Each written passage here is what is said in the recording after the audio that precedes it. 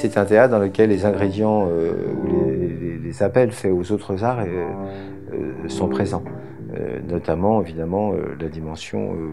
musicale, qui est présente à chaque fois. À chaque fois, il y a une main tendue à la musique, et donc c'est un théâtre qui a un appel à ces ingrédients-là, qui ne se suffit pas simplement du théâtre, qui a besoin d'être élargi, accompagné, notamment par la musique.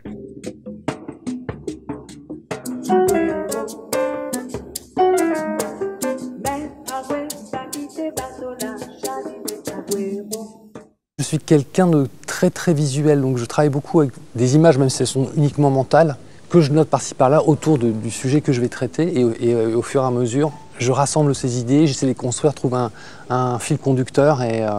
voilà, je construis mon édifice, mais le plan n'est pas prédéfini au départ, c'est vraiment très empirique en fait, comme manière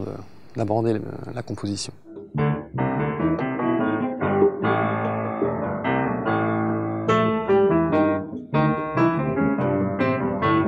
Congo, ce qui a été très porteur, c'est en fait les adaptations qui ont été faites des textes en lingala. Bon, je comprenais, évidemment, j'avais le texte en français d'Aimé Césaire, donc je voyais évidemment de quoi on parlait, mais le lingala ne le possédant pas et ne le pratiquant pas, je me suis juste référé à la sonorité musicale des textes en lingala qui sont extrêmement phonétiques, très simples à lire et très chantants. Donc je lisais les textes en lingala, automatiquement j'avais des couleurs qui me venaient, des mélodies qui m'apparaissaient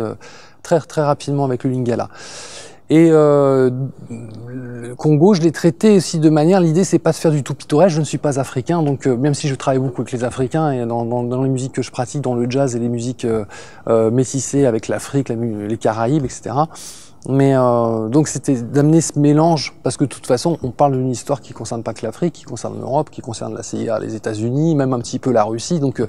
tout ça il fallait le ramener dans la composition musicale, et donc voilà, c'était encore une fois faire du métissage au niveau de la musique,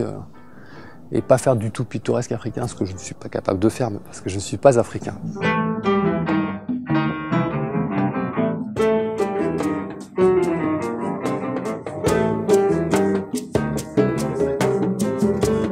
Alors la tragédie, elle est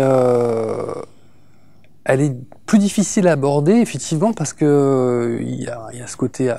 africain, évidemment, le côté vaudou, le côté religion catholique, le côté aussi musique de film qu'on va apporter. Et donc en fait, le travail est un peu différent de Congo, parce qu'on est d'abord dans une épopée sur le premier acte, et après on rentre dans la tragédie à partir du deuxième acte. Donc en fait, l'idée, c'était de travailler, en accord avec Christian, bien sûr, c'est de travailler sur quelque chose d'assez rythmique. Et à partir du deuxième acte, travailler plus sur une illustration telle qu'on pourrait le trouver dans les musiques de films, puisque c'est quelque chose que je pratique aussi en dehors de mes projets théâtraux et purement musicaux, c'est d'écrire pour le cinéma.